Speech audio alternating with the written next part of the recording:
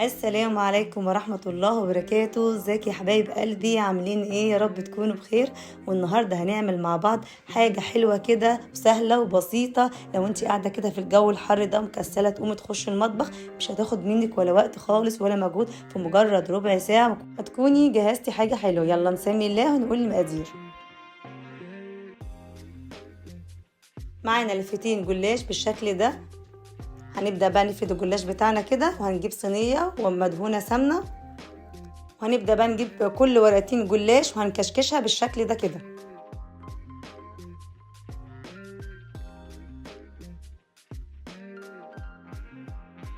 كل ورقتين هنكشكشهم بالشكل ده لغاية ما نخلص كمية الجلاش اللي معانا.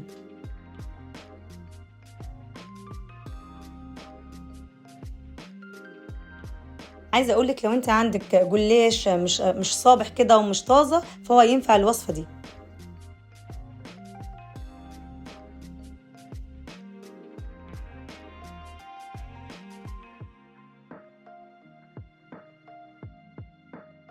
وكده خلاص خلصنا كل كمية الجلاش اللي عندنا اللي معانا بالشكل ده كده. هنبدأ بقى نجيب كوباية الا ربع سمنة، وهنبدأ بقى نوزعها على الجلاش بالشكل ده كده.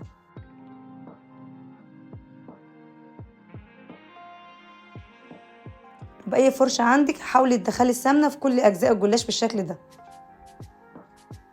عشان يطلع معانا مورق كده وجميل. وبعد كده هندخلها على الفرن على درجة حرارة 180 على رف الوسطاني. وهنا هنجيب كيلو لبن. انا استخدمت كيلو لبن، ممكن انت تحطي كميه قليله زي ما انت حابه، يعني انا بستخدم كيلو لبن واحط الكميه اللي انا عايزاها، واللي فضل يفضل. فكيلو لبن هنا اروح حاطه عليه كوبايه الا ربع سكر،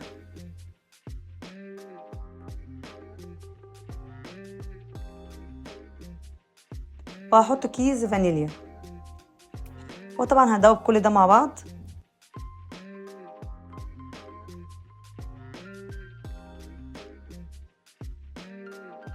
وهنا خلاص الجلاش معانا استوى، هنبدا بقى نسقيه باللبن بتاعنا.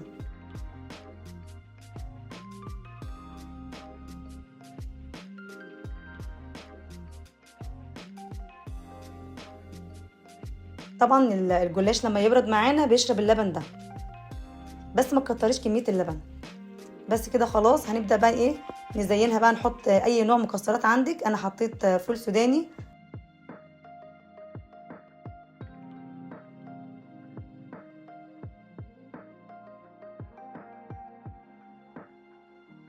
وحطيت عليها شويه جوز الهند. جوز الهند عندنا بيديها طعم جميل قوي.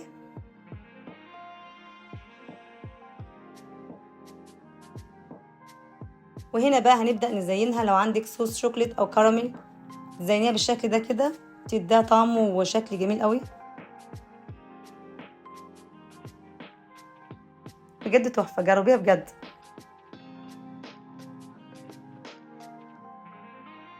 بقى هنبدأ نقطعها.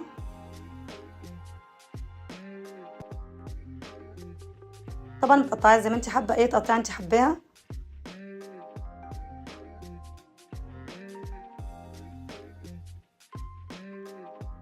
بجد جربيها بجد تحفة، وهتعجبك ان شاء الله بجد، وهتعجب اولادك. حاجة كده ما خدش منك ولا وقت ولا مجهود، والله ما كملتش معايا حاجة. وطبعا كلتي ألذ حاجة حلوة وسهلة وبسيطة مسكرة وطعمها حكاية. طبعا الصوص مع المكسرات مع جوز الهند مع اللبن كلها كده مع بعضها تقولي تشبه ام علي. بجد جربيها، واستنى رايكم في الكومنتات، واشوفكم على خير الفيديو الجاي. ما تنسيش تعملي لي لايك وشير ومتابعه القناه عشان يوصلك كل فيديوهاتي. والسلام عليكم ورحمه الله وبركاته.